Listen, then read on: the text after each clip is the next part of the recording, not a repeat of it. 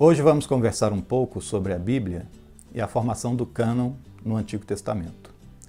O historiador Flávio Joséfo, que viveu no primeiro século depois de Cristo, ao explicar aos seus leitores gregos sobre os textos normativos, ele se referenciava a eles como ta Biblia, que quer dizer os livros. Flávio Joséfo, ao fazer isso, se referenciava aos livros que eram tidos como canônicos ou sagrados. Este substantivo plural, chamado Bíblia, ganhou ao longo do tempo a singularidade de se tornar um livro sagrado. A Bíblia por si só é uma biblioteca de livros agregados, que ao longo do tempo foram ganhando sinais de normativas para um povo e uma cultura. O cânon se torna, então, um meio de manter a identidade ética, cultural e religiosa de um determinado grupo. Os últimos séculos que antecedem a era cristã foram tempos de muitas dificuldades e de transições. Havia, de um certo modo, até o quarto século antes de Cristo, um desenvolvimento do helenismo e da cultura grega que tomava conta das situações e do povo. Esse desenvolvimento do helenismo, da língua grega, da cultura grega, forçou alguns grupos judaítas a reagirem para manter a sua tradição e também a sua cultura. Este ponto de tensão entre hebreus e gregos fez com que houvesse nesse momento a formação dos dois cânons, o cânon grego, que é a Septuaginta, e o cânon hebraico, onde precisava ser fechado para que aqueles judeus mantivessem a sua cultura, a sua tradição, a sua história, o seu modo de vida. A Septuaginta, diz a história, que foi a formação de um grupo para a tradução do texto hebraico para o grego.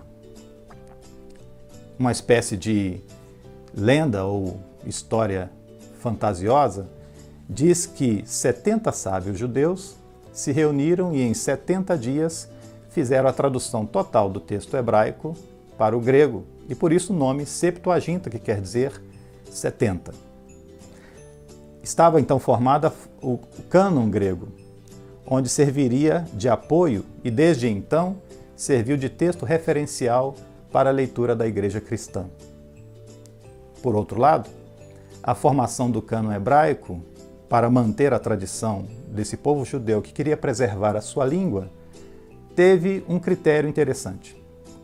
Esse critério era que no cânon, ou nessa normativa de textos que caberia dentro daquilo que a comunidade judaica estabelecia como fator importante para a sua fé, para a sua cultura, para a sua origem, estabeleceram que não houvesse dentro desses textos que tinham algum sinal ou referência grega. E então houve o fechamento dos textos que até por volta do século III a.C., continham estritamente a língua hebraica em seus escritos. Nesse período, surgiram também muitas outros textos e outras narrativas que compunham também um fator histórico. Nós temos, por exemplo, na Septuaginta, o livro de Ben Siraque, o livro de Enoque, o livro dos Macabeus. E esses livros são considerados como deuterocanônicos, que foram livros de um segundo cânon.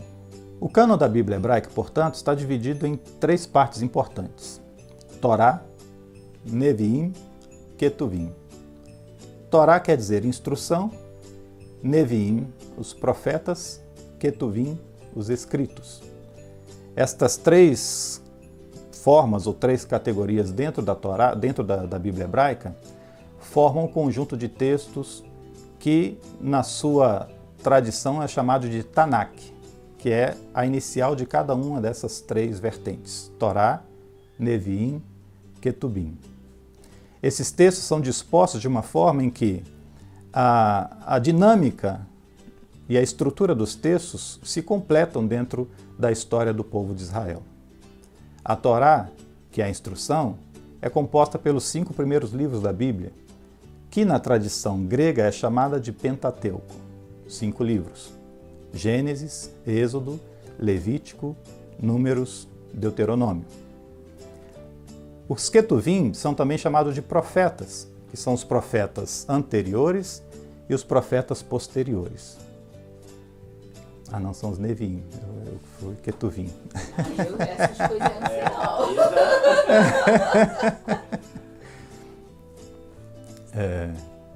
Os Neviim são chamados de profetas, que na Bíblia é também conhecido como profetas anteriores e profetas posteriores. Os Ketuvim são os escritos, que compreendem o livro de Salmos, Jó, Provérbios, Cânticos dos Cânticos e todos os outros livros finais do texto bíblico no cânon do Antigo Testamento. A Septuaginta tem uma ordenação diferente para esses livros porque a tradição cristã exigiu ou entendeu que esses livros precisavam ter uma nova composição, onde os profetas foram colocados no final do cânon para dar um entendimento de que houvesse uma transição entre Antigo e, posteriormente, o Novo Testamento, que se formou também no conjunto dessa história.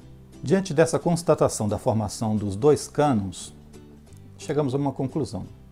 Se nós colocarmos os dois cânones em paralelos, vamos ter algumas constatações.